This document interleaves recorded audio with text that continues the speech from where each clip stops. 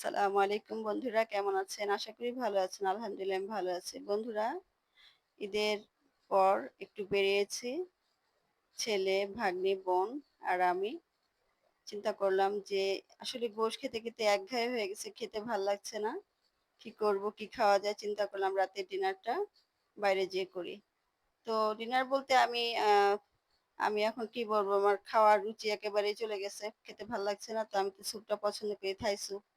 তো চিন্তা করলাম একটা রেস্টুরেন্টে যাই, ওখানে যে থাই স্যুপ খাই।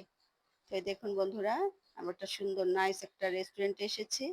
দেখেন এটার ডেকোরেশন গুলো কত সুন্দর, খুবই সুন্দর। এখানে ছবি তোলার জন্য খুবই ভালো প্লেস।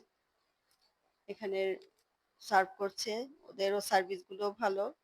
দেখুন বন্ধুরা, কত সুন্দর, কত ভাল লাগছে।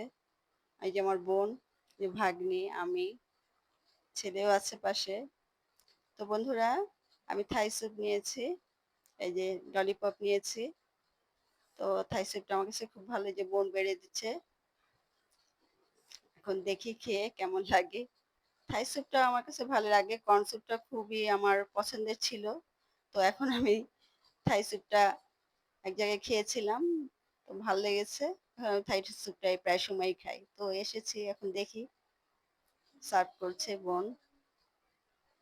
ছেলে বাইরে ছিল, ওকে আমি ডেকে পাঠিয়েছি, তো আসছে।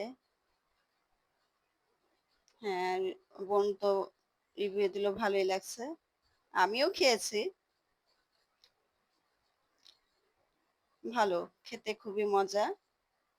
এই যে আমার ছেলে খেতে যাচ্ছিল না, ও শুধু ললিপপ খাচ্ছে। তো আমি বলছি আমার থেকে করো, স্যুপ খাও। খেতে যাচ্ছিল না, তো ২ চামচ খাইয়ে দিয়েছি।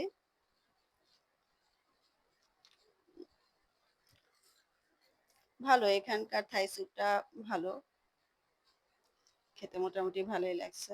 বন্ধুরা, সবই ঠিক ছিল, একটু ঝাল। যাই হোক, ঝাল হলেও এটা মজা, থাই স্যুপটা মজা। এখানে ললিপপটাও আহ,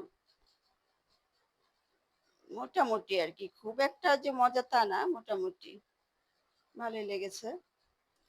তো ঠিক আছে বন্ধুরা, ভিডিওটি যদি ভালো লেগে থাকে লাইক করবেন, কমেন্ট করবেন, শেয়ার করবেন, আর আমার ফেসবুক পেজে ফলো করবেন, আর ইউটিউব চ্যানেলে অবশ্যই সাবস্ক্রাইব করুন। ভালো থাকবেন, আল্লাহ হাফেজ।